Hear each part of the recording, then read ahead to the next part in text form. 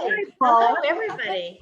I'm showing All you. familiar faces. Yay. Well, and Jeff needs to be here, but he's helping Jenna with something. So I am the Wilson family representative. All right. You represent the Wilsons. Better take notes, Nancy. Yeah, what do you say? You better take notes. But all the other Wilsons had a time where they worked at Parkwood. I'm sure they know it all. Oh, really? And Jenna, Jenna, you've been in touch with her, so yeah. She's contemplating a gap year between undergrad and master's because of the mess that's happening. So I'm looking sure. For like hands-on experience to help any speech pathologist do anything. So we'll talk later. You'll talk with her later, I'm sure. Well, Yeah. you should Tell her to call.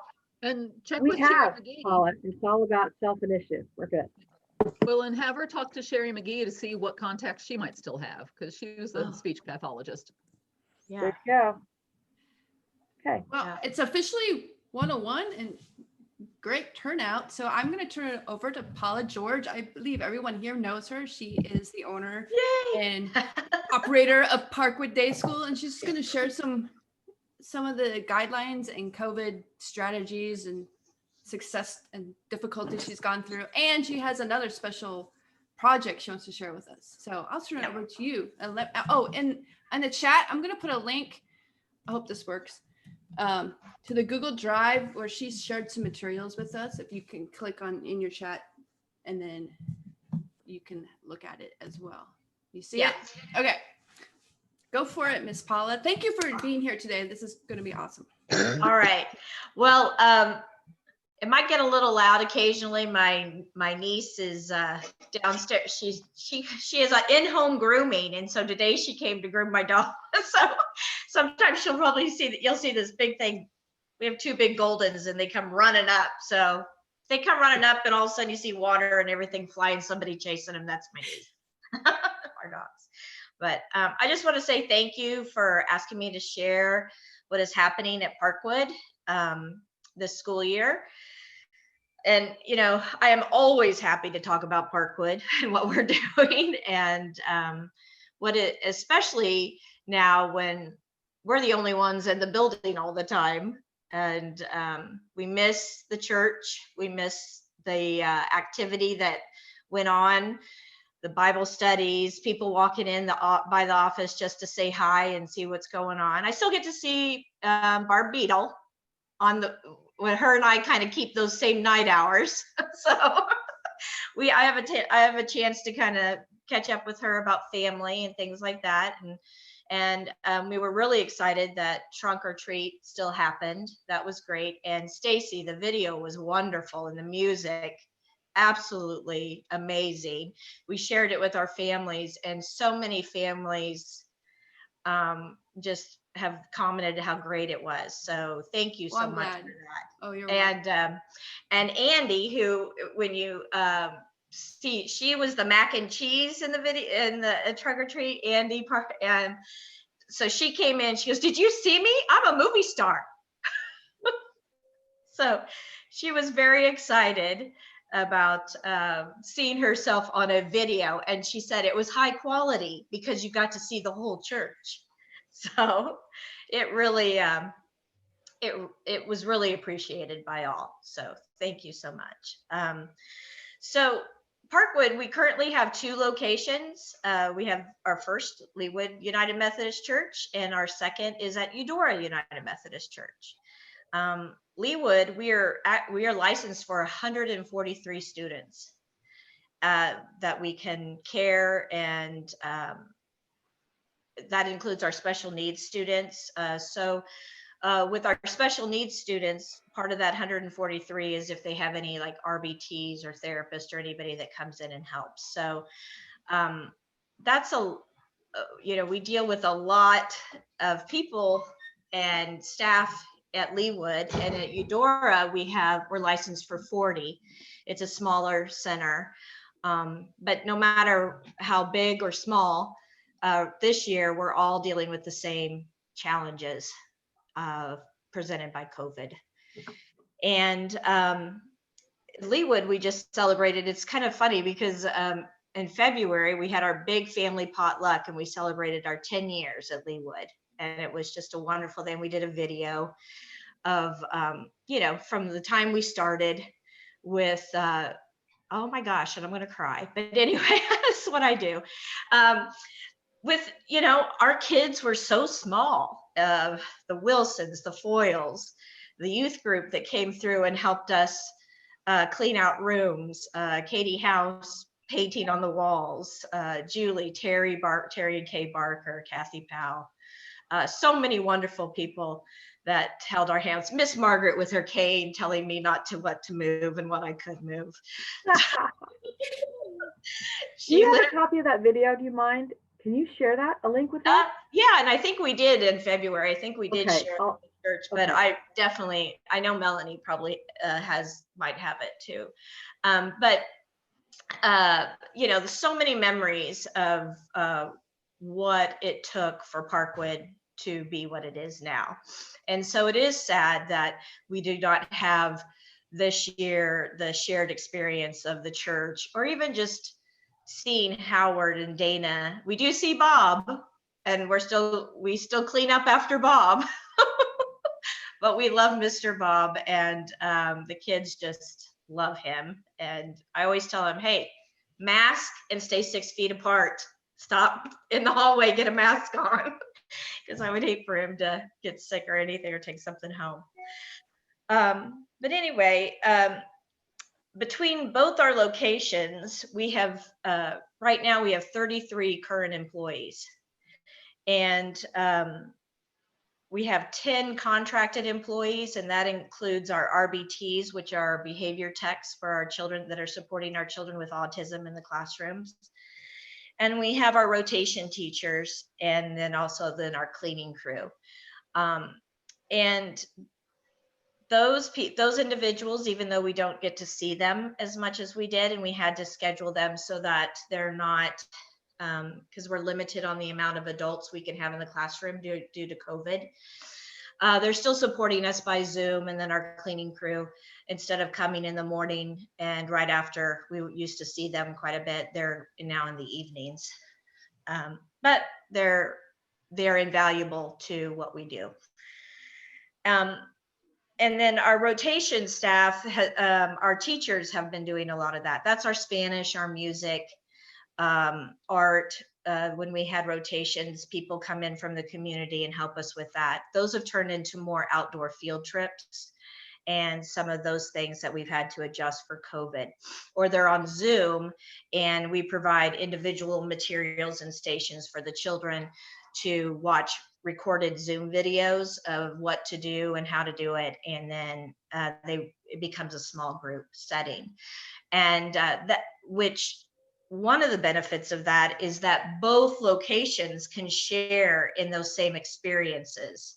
And it's been a really fun thing that then you have teachers from both centers coming together on Zoom talking about, hey, we did this and we did that. And it has really connected our Parkwood LUMC staff and our Parkwood EUMC staff. So we would see each other once a year in training at the beginning of the school year to go over, just the standard policies and procedures, things that we have to do for licensing and things. But this has really created a bond between those two faith-based programs where their teachers are discussing their challenges, what they're facing with families that they can no longer see face-to-face parents, because our pickup and drop-offs are outside. Parents are no longer allowed to come into the building. And so this has allowed them to brainstorm and strategize together on how to create connections when we are separated. So those are some fun things that have been going on between the two programs. What can we say about 2020 except that it has definitely touched all of us in a way that we had no expectation. And I think everybody can share the isolation and the time that we have together as a community has been shortened. We can only, and there's no more of that community hug or walking by in a hallway and high-fiving somebody or giving somebody a hug, or you see somebody's having a bad day and just be able to be together to support each other. And so there's many negative things, but we've also, I feel that it has also given us a lot of positive things. We've spent more time with our families. We've had to stop and kind of reflect on who we are as individuals and how we can reach out of our security bubbles and to make connections that are meaningful.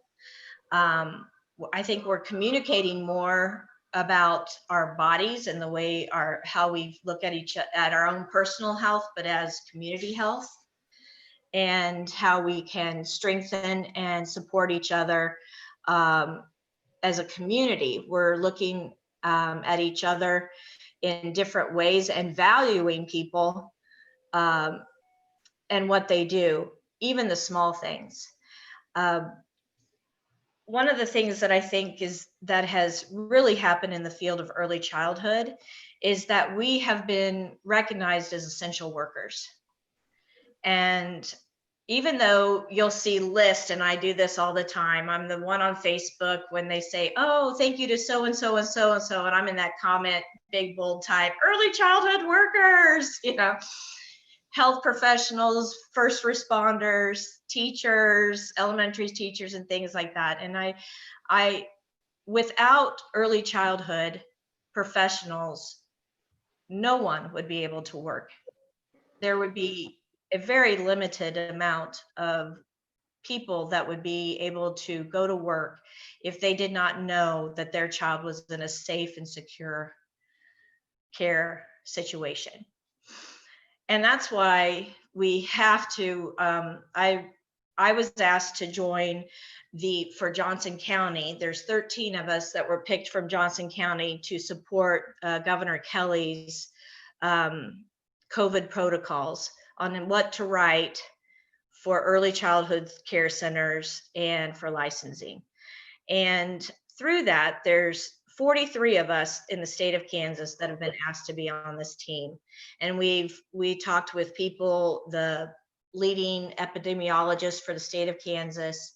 We were on monthly meetings with Sharice Davids, Governor Kelly. We were also with Roger Marshall.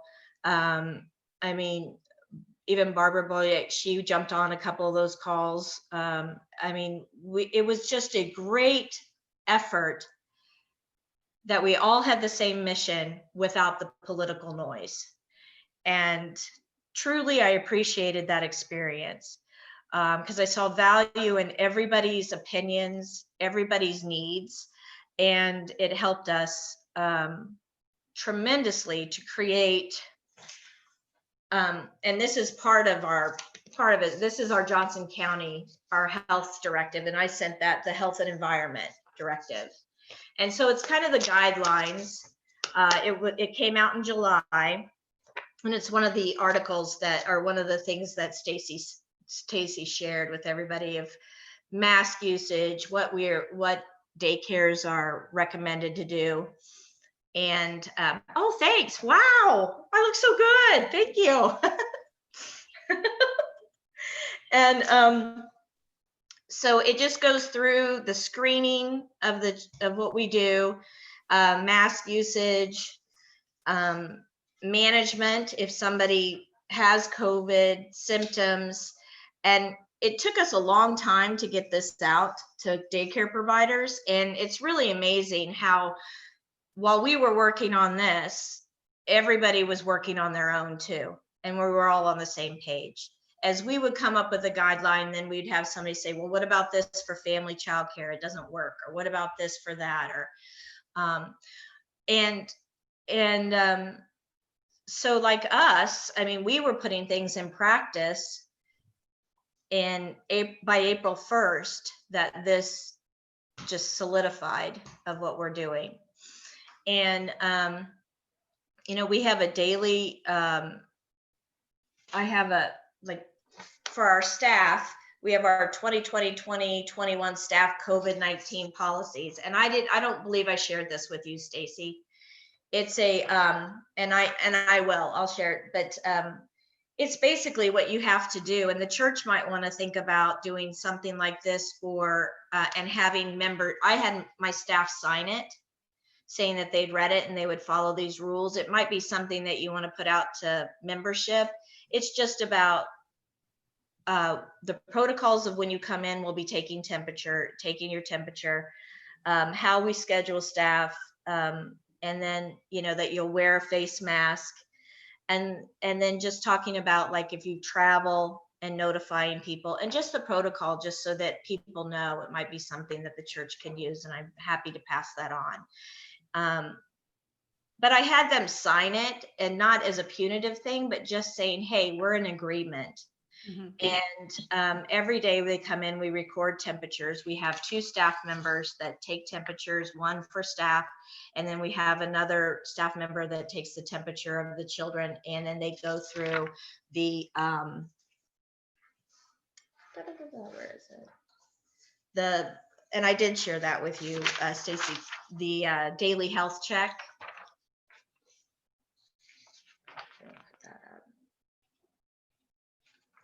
So we have a daily health check that that we go through. And this is the document that I shared earlier before everybody was on. I was speaking with Stacy, I think Barb and Barbara Beadle. And then this is a document that Todd gave me that Commerce uses, and then we adapted it. We have one that has, it says Parkwood, check in with the director or your 0 to 3, whichever your coordinator is. So we have one for our 0 to 3 team, and then we have one for our preschool team of who to contact with if you have symptoms. We have a kind of a schedule. So basically you put the date, and then, have you tested positive for COVID? And we have these 7 questions that we ask daily. And then we also have a modified for parents that are 4 questions. And before they drop off, has anybody in your household been sick with symptoms? Has anybody been exposed? And have you been told to self-quarantine by a medical professional or public health? And then about being in close contact with anybody that has been diagnosed.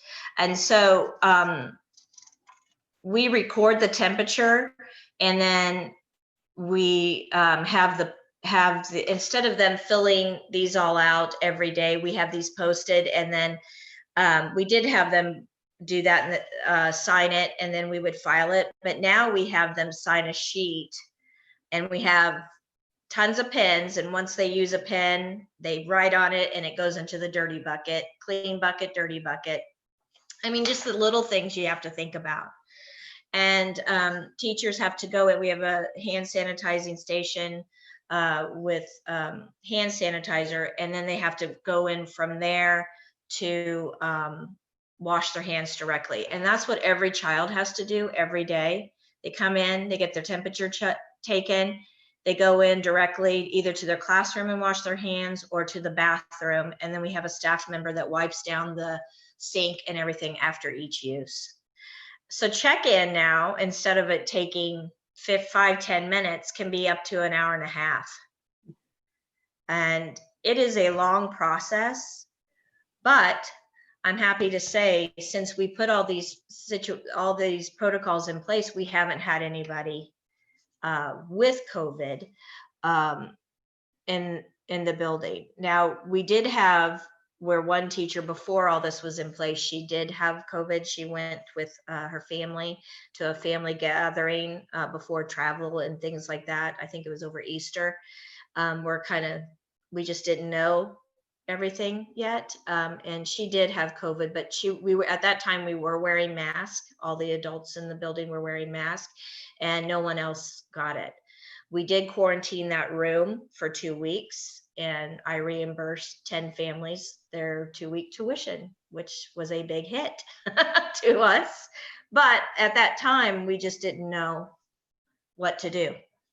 Now, if that situation happened, that room would be quarantined together. We would notify all the families. They could still come and care. And unless anybody had symptoms in that, and we had 2 or 3, I think it's 3 up to an adult and 2 children with symptoms, then we close the room. But if it's 1 adult, it's just so crazy, all these guidelines now. 1 adult and 2 children, we would close the room. However, we did shut down. So Julie has a question in the chat about, did we shut down? We shut down for 2 weeks. I did that for, so we usually have informal care where we shorten our hours during spring break. And so what we did, I decided to close until we had protocols in place and we knew what was going on. And we had so many families traveling over spring break. And I just thought, this is, we had families in Florida, Colorado. We had we had one family that was on their way to Europe, but got stuck in Atlanta, had to stay in Atlanta and then come back because they wouldn't let them go overseas. So we shut down for the last week of March and first week of April, and put things in place and protocols. One of the things we did do immediately, which is now part of the KDHE guidelines, is we do not have more than 10 in a classroom. And we no longer combine in the mornings or the afternoons with any of our classes. So so we do not have, where before in the morning, your 0 to 3 group would meet in one room until 8:30. And then they would also combine again in the afternoon. So what that did was I had to increase our staff hours. And any of our staff that were 25 to 30 hours, they're all full-time now. And so while it increased our budget and the things that we had planned for new shelving, new things, a lot of new things, adding a sink into the building, some of those things we had to put on hold because that money then became part of our staffing budget. So that we have 2 caregivers per room, 1 opener and 1 closer. And at night, that one, in the morning or at night, it might be 1 teacher. And we also have an open door policy to acknowledge the safe gatherings, or, Barbara Smith, you'll have to tell me what they call it now, because I still always call it safe gatherings. And I still wish you were teaching it, because it made it so easy to get everybody trained when you were there. It's still safe gatherings. Yeah, it's still safe. Yeah, okay. But it's so funny because everybody's like, okay, they're like, okay, the church policy, everybody's like, the church policy.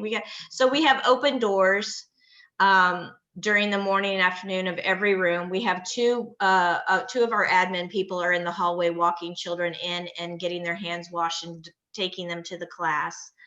And just so that we can hear each other, see each other, and see what's going on.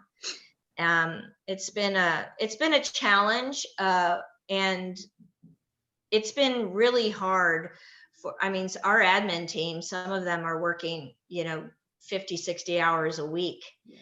And because of just, if somebody's out sick or their child's out sick, just covering some of that time. So, but there has been a lot of help through the community. There are a lot of grants available. We've received, and I really think it's because I was part of this, and not only myself, but also input from our directors, Christina, our program manager, Jenna Wilson, are amazing. And then same with Jennifer Jones and Jessica Ellsworth at Eudora. with their input and their help, I mean, we have officially applied for 25 grants since March. We've received 10 of them so far. We still have a few out, a remote learning grant, which as soon as I get off here, I will be applying. I will finish that up because it's due tomorrow at noon. And, but of these grants, hold on a second. Stacy, can you mute me for just 1 minute? I have somebody at my door. Hold on. Yes. I heard. I'm back. Okay. I'm back. Todd got it. We had our gas meter replaced on Friday, and they have to come back and relight the pilot light of all times. But anyway. And you were mentioning grants, and Julie did ask did you get money from the CARES Act? Yes, we did. So we received money from the CARES Act. We also received money from the HEROES Act that went directly to payroll for staffing. And then we also have,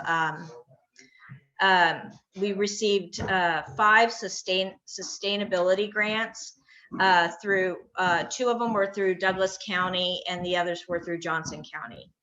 And those are to help with maintenance, cleaning. It also provided us with PPE. We received all our face masks that we have, face shields. We have gowns like paper gowns and smocks that our infants and toddler teachers are using when they hold and rock babies.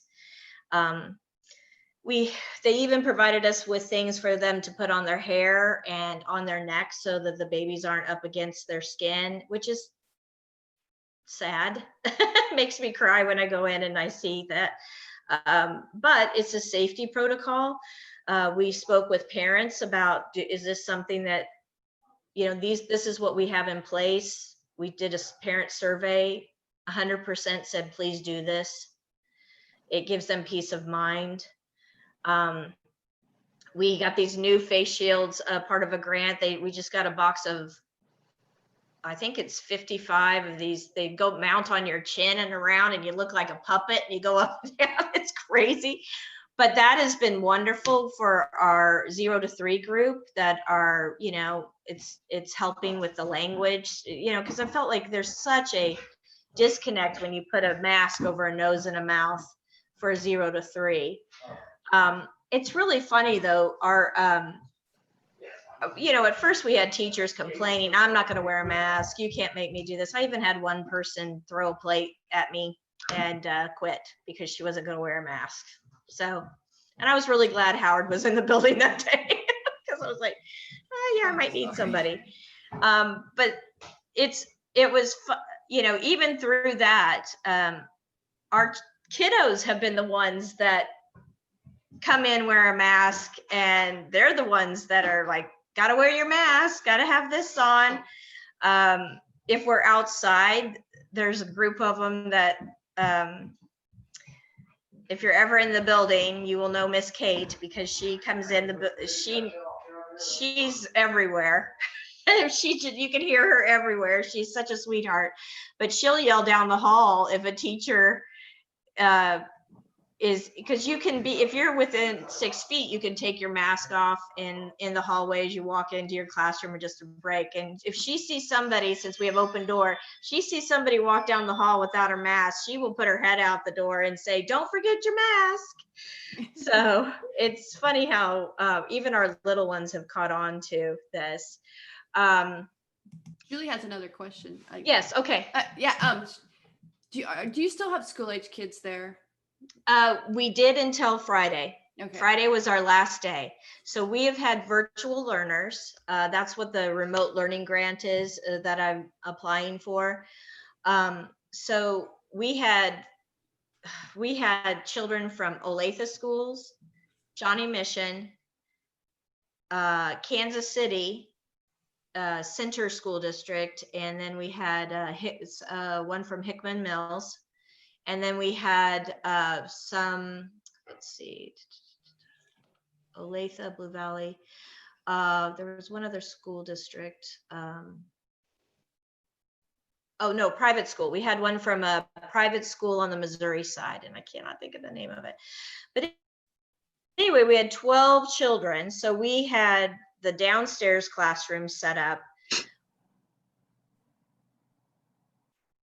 And the upstairs for on different schedules. And even though we had 2 from Trailwood and 2 from Brookwood, they all in kindergarten, but they all 4 have separate teachers, and none of them had the same schedule. So that was crazy navigating them. And here's their first experience in the elementary school setting, not a setting. So trying to get them to, and anybody kindergarten and above in the program, just like the adults, had to wear a mask. Right. So they had to wear a mask sitting at, and we created their own individual stations with their own school supplies. They brought in their tablets from the schools, and then we provided whiteboards for each of the kiddos with their schedules. Oh, wow. And then they would erase as they did each one. And then we did, and we really became advocates for those children. And in the setting,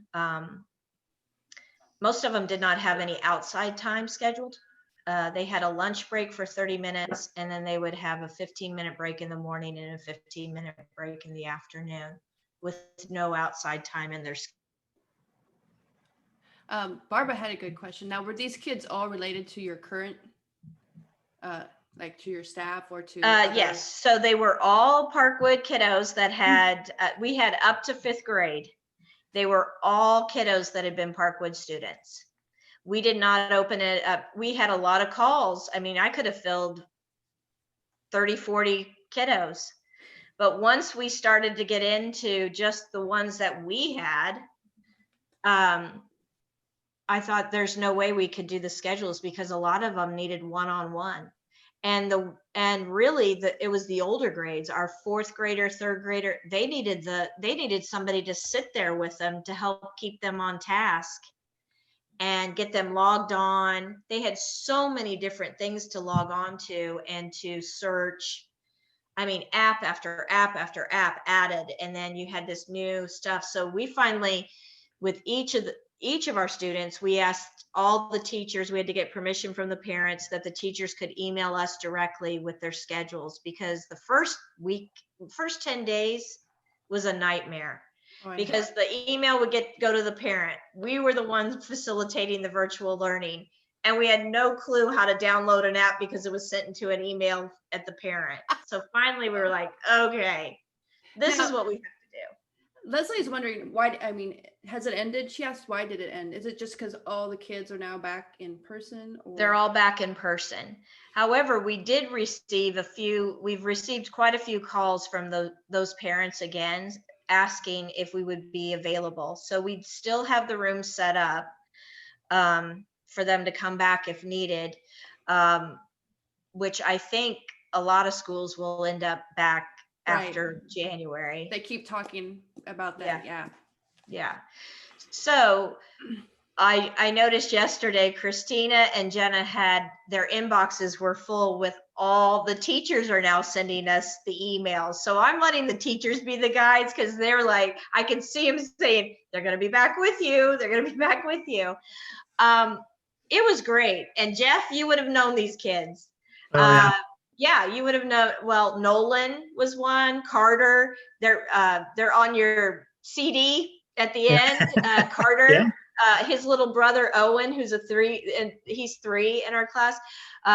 He's the one at the end of the like, I Yeah.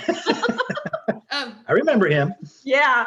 Well, he remembers you. It's so funny because those kids, when we do song time and things like that, they're always like, we want, well, they're the ones that teach this, cough in the sneeze in the sleeve and all that. And they do our Parkwood song like, it's so cute. It's so cute. But anyway, Julie asked if you got a cook? Did you get a cook? We did. I out of the kitchen. Woo! and she's. I know you were cooking. You were here late some nights. I heard you. Oh, it's so funny. And it's so funny because if anybody knows Kristen Hildy, she's our coordinator for our 0 to 3 group. She is, she's a stickler for times and when things are delivered and when people eat. And I always delivered afternoon snack at 2 o'clock and had it ready. And if it was cold, I would put it in a refrigerator in the rooms and everything like that. She came to me the first week. Estella is her name, is our new cook. She's wonderful. If you ever have a chance, she's got that kitchen so clean. Open the refrigerator, you'll die. I mean, like, you'll know Paula's not there anymore. Oh, well, that's great. With me, I would have like, here's my protein shake, here's this, that. I mean, she even had it labeled when I went in there. Paula, you need to take this. It doesn't belong. I was like, great. Okay. Well, she's great. And great. Kristen came to me and said, hey, do you think you could tell Stella that we really liked it when you delivered the food at 2 o'clock? And I said, no, get your kids some Cheerios. We're not, she's making the schedule. We're doing what she wants us to do now. She's amazing. And all great. The kids, it's so funny because we have parents coming in and saying, they want to know what the recipe for this is because my kid ate it. I was like, yeah, you can tell I'm not cooking. She's great. She's great. And she's got the cleaning crew. It's so funny because the cleaning crew, I introduced them the other day and she had a list that next day. Check off, do this, a schedule for cleaning the stainless steel, all this stuff. I was just like, oh my gosh. Yay. She has her associates in culinary from Colorado, and she has worked in a nursing home. And so she understands all the safety protocols to keep everybody safe. And it's been wonderful. She's so sweet. So if you amazing. Ever get to go, if everybody's in the church or you're in there, wear your mask, stop by, say hi. She's a delightful person. Great. We're so glad she's part of our team. Before we run out of too much time. Yeah. Oh, don't forget to share it. Don't you want to? Yes, that. Do you want me to share? Okay. Do you want me and please take some time and look over the Johnson County health directives because it's good for anywhere we go. Yeah, it really is. And so one of the things that I challenged our staff to do last spring was to think about what was important to them personally, especially during COVID, with us having so much isolation and things, and what we felt is important to our program, our emotional well-being, and community. And Sarah Gurley and Anisia Reed, two of our amazing staff people. Sarah does our Parkwood therapies. She keeps everybody's assessments, and Anisia is our pre-K teacher. And Anisia started with us. She had her CDA. She's now working on her bachelor's. She's obtaining her director's certificate. I mean, I'm just so proud of all her accomplishments while she's at Parkwood, and the phenomenal teacher and leader she's become. And it's just amazing. Well, the two of them came to me last spring and said, we feel like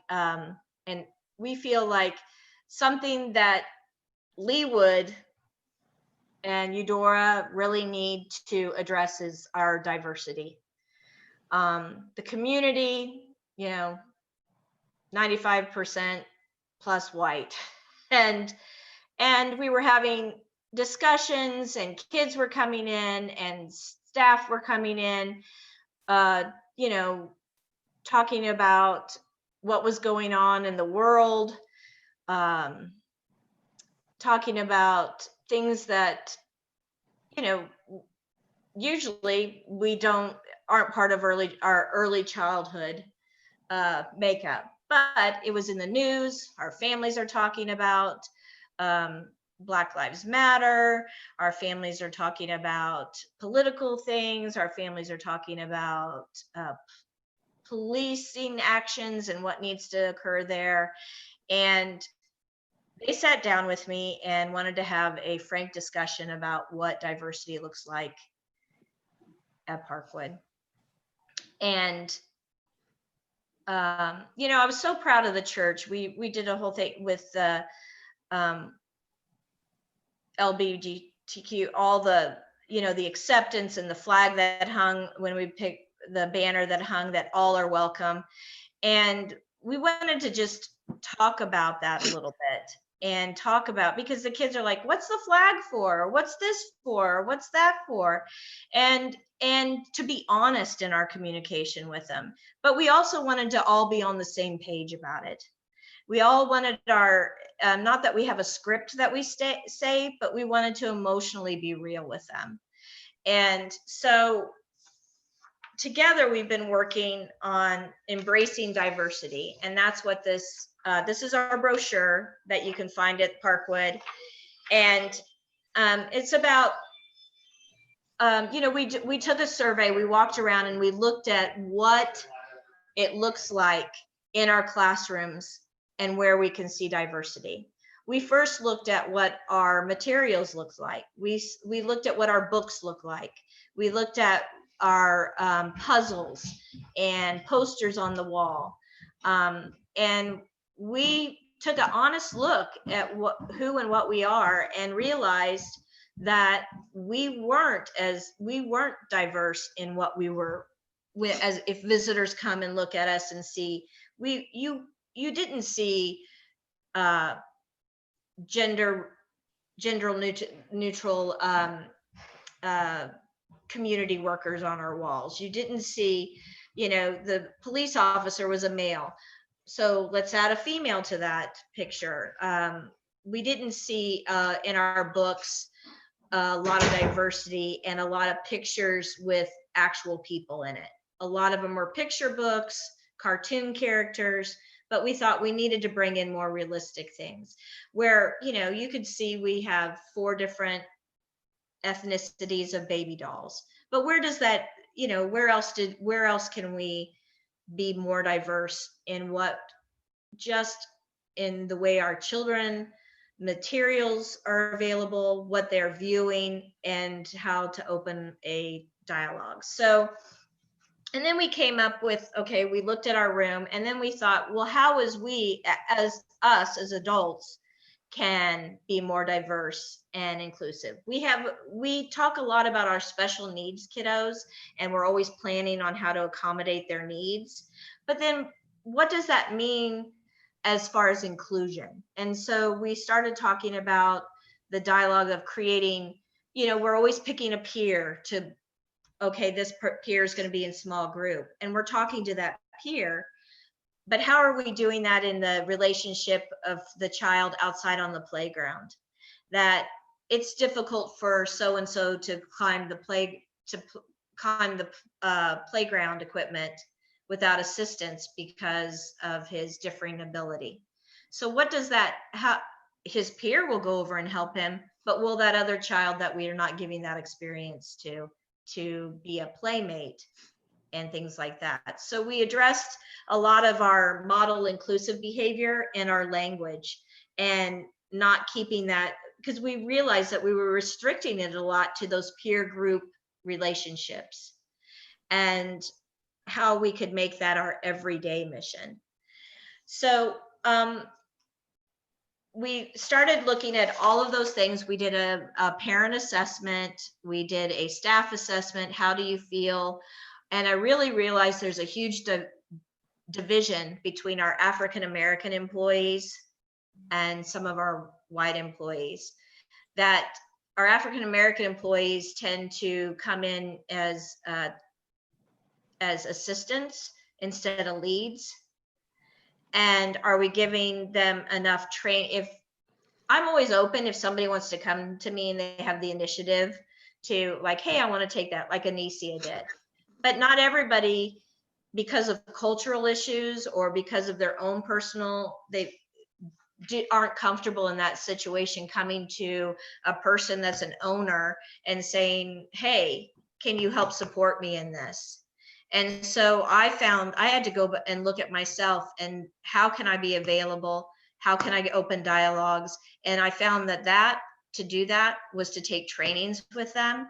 And then instead of me always doing my own training and then just popping in saying, hey, hi, and then leaving during theirs, I'm taking those training hours with them too, to create their to create a better dialogue. And also having one-on-one meetings, and not in a boss employee relationship, but hey, I'm bringing in lunch. Let's just have a brown bag lunch and discuss, and tell me about your family. Tell me about this. Tell me about things that are important to you. And I found that has really helped and opened the door. And now we have a more diverse application. People, their friends are wanting to apply, and they're wanting to be part of our group. One of the things that we did, and I would like to share with you all, is that we have partnered. I don't know if you've heard of a higher promise. It's and you can go to higherpromise.com. It's so a friend of mine, she's a Trailwood parent. She was her name's Holly Cornelius, and you might have seen. I'll be right back. He's gonna come over there and Okay. check the stove. Okay. So you might have seen these signs all over town, and you might have one in your yard. I don't know. But a friend of ours, Holly Cornelius, she lives right on Row. She was the Trailwood mother guru of like, your classroom mom, your classroom parent. She's the one who, I volunteered to be Girl Scout leader if Holly did it with me, because she always made me look good. So she's one of those people that's just an amazing person. And she created this sign, and her daughter Ainsley is Abigail's age. They've gone through kindergarten on up. And together, Ainsley's autistic, but she's amazing and has accomplished a lot, and she's going to school at MU. Even though we wanted her to go to KU, she's going to MU. But anyway, Holly created this sign, and knew these two girls, Amira and Samaya, and their sisters, and their older brother had been killed due to gun violence. And she thought, there's this whole thing going on in the community right now, everywhere in all the country, about, supporting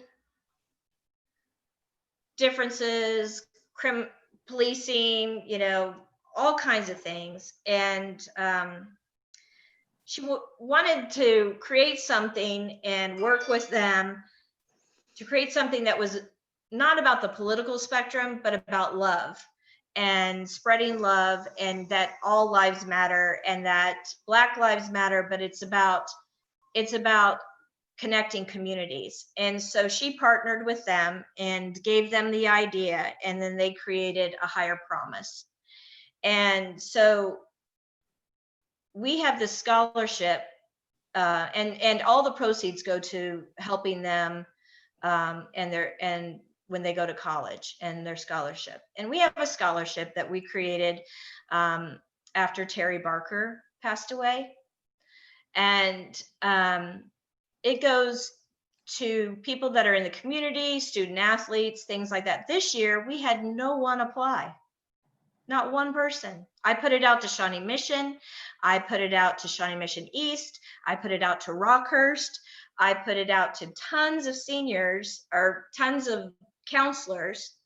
And I think just because of COVID and them not being in person, people weren't checking on scholarships like they usually go in the counselor's office and look and see and go down the list and see what's available. And we didn't have anybody apply for it this year.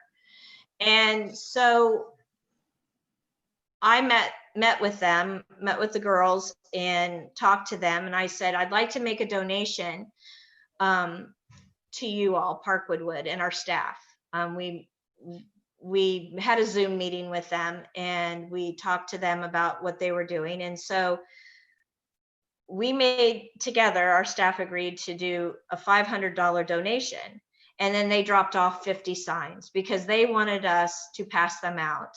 And if we wanted to get the money, we asked parents if they wanted to donate $10, then they could definitely donate $10 to us. And we would put that money into the classrooms for more diverse materials. We have some signs left if anybody wants, if the church would want some. But one of the things that we have found after this is that this project is really touching the minds and hearts of our students and staff.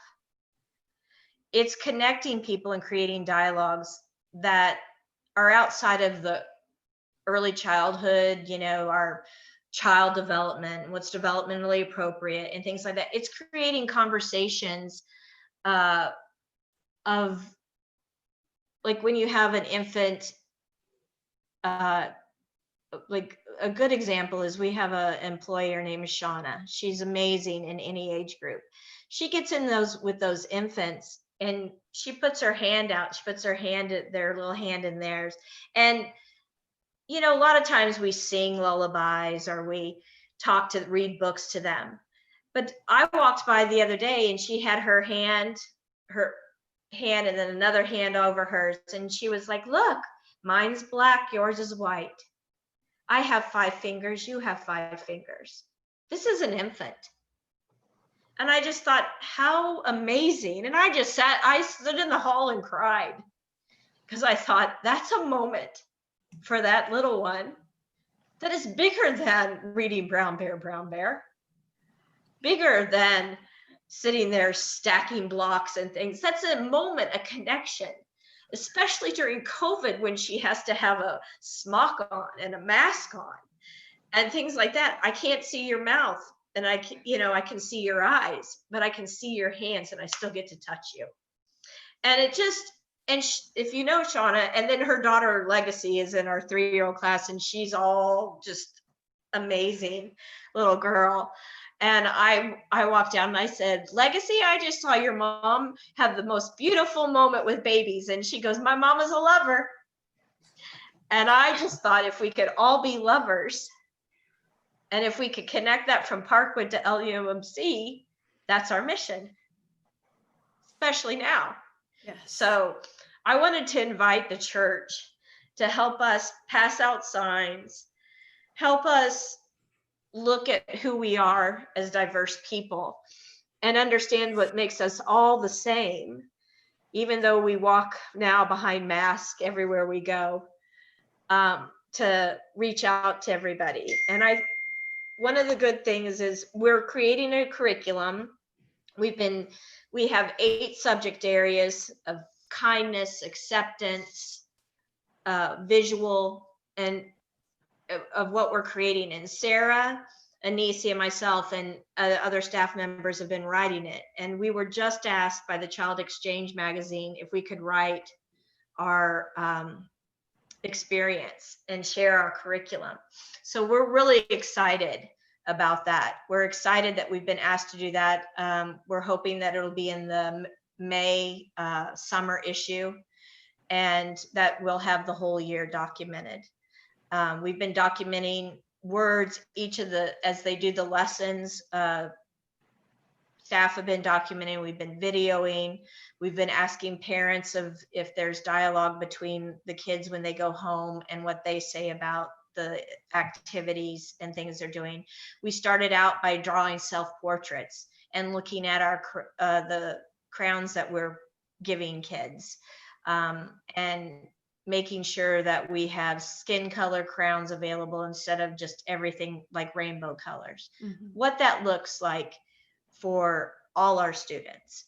And so just small things like that, and getting dialogue behind it, I think makes Parkwood really unique. And we would not be able to have that if we weren't in such a safe and secure place as LUMC and UMC. So that's my short. Thank you for saying that. And I don't know if you saw the chat, but like Julia is saying, I completely agree.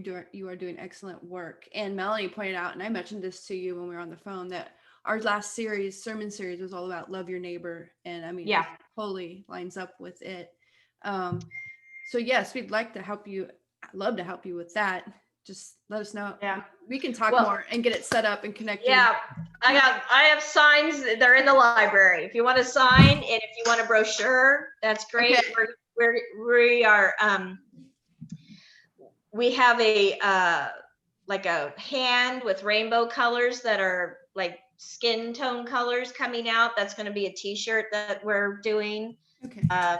And so we'll be selling some of those for inclusive materials.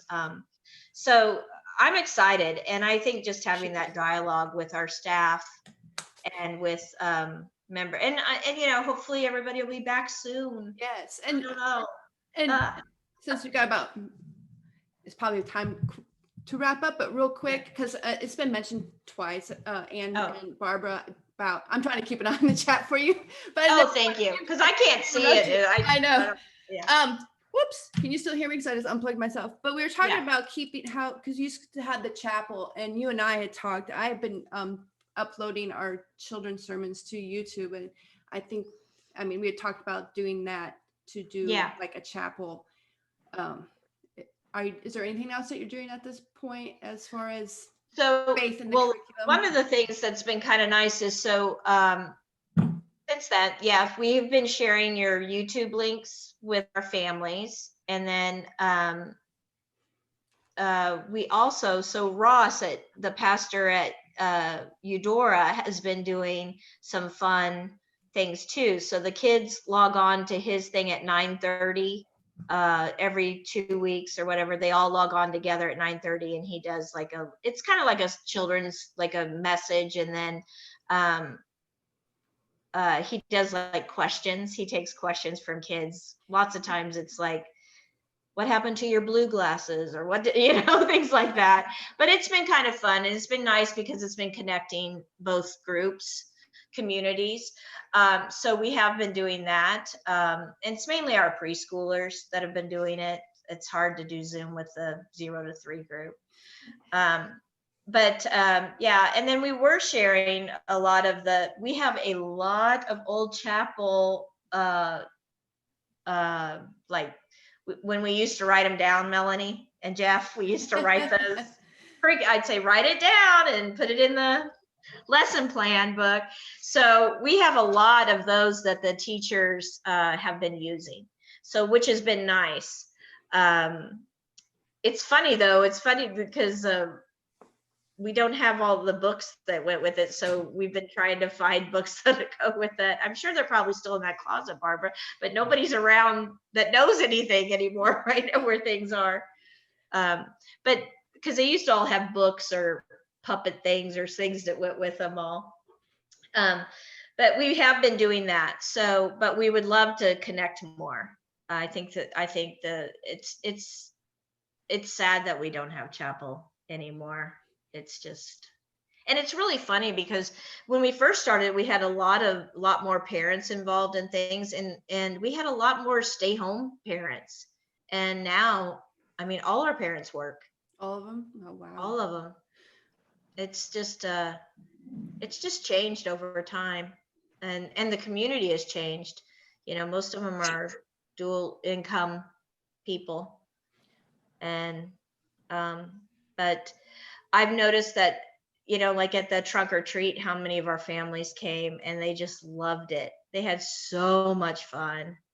And I was glad that happened.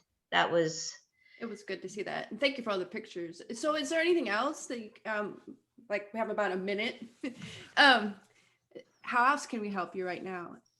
Well, I miss the Thursday night prayer group. I miss that, somebody stopping by and saying, how can we pray for you? Or just knowing you're in the building. So I would say continued prayers would always be good for our staff and our families, always. And helping us be more open, because I think sometimes, it seems like more our hearts open. Because I think during this COVID time, we're also isolated and we kind of get in our safety groups, that if we can reach out and share more, that would be great. I think just communication, Stacy, I love it when we can talk in the hall, and Barbara at nights, and it's always good to see everybody. So I think continued prayers, and then if you guys could help us as we continue with our diversity program, would be really great. Absolutely. And we'll put more information out. I'll have Sarah and Anisia, because talk about the passion for the program. They are the creators of the passion for it, and it's just amazing. And just so you know, Anne's prayer team on Wednesday, they do pray for Parkwood. I know you do, Anne. I know. And the gingerbread party, I'm putting together a thing to give. Oh, yeah. We do have, it's going to be a virtual gingerbread party. Lisa and Leslie are making the kits. So hopefully we'll get Parkwood involved in that. Yeah. And I do have a note. I have this note from Christina here. She wanted to know more. Yes. Ask about the gingerbread house. And then can we have for supplies a pickup spot as parents pick up? Yes, that is. And do you need a number from us of who wants to participate? We have a little form, if that's easier. Can we just send you the link to the form to have people? Yeah, that'd be great. That's what I'm working on right now, as soon as I'm done with you. Because we found that it's easier, especially now that the time changed and it's so dark early, that if we could do those kits pick up when they pick up their kiddos instead of a certain time. They've actually, Leslie and Lisa already got that planned out. Yay! So I'll get you the info. Yeah. And maybe one other thing is KU basketball starts. Hey, Ann, maybe if KU wins, we get donuts. Can you do that, Ann? I am if you go pick them up. How about that? Paula, thank you. Something healthier than donuts. Healthier than donuts. You sound like our new cook, Estelle. I think I'd like her. Yeah, I think you would love her, especially when you go down and see how clean those coffee cups are and nobody's using them. And wouldn't Mark have to bring the donuts anyways? Oh, that's right. That's right. I've heard about that. Yeah, that's right. I have to have Abigail. Abigail has to teach me or tell me how that really works. She still talks about that. She's always, when they win, she goes, "It's a donut day." So The kids always won. yeah. Paula, I left you a private chat, and you're awesome. And I've got to run. So Okay. Well, yeah. Love Love seeing you guys. everybody's faces. Yes. I miss all of you. Thank you so much for this, Paula. Yeah. Thank you, Stacy. Thanks for pushing me. I didn't push that hard. No, you're great. Push All me, right. push me. That's Push, what push, I gotta push. have. All Thank you, right. Paula. Love y'all. Thank you. Love y'all. Thanks, Bye. Paula. Bye.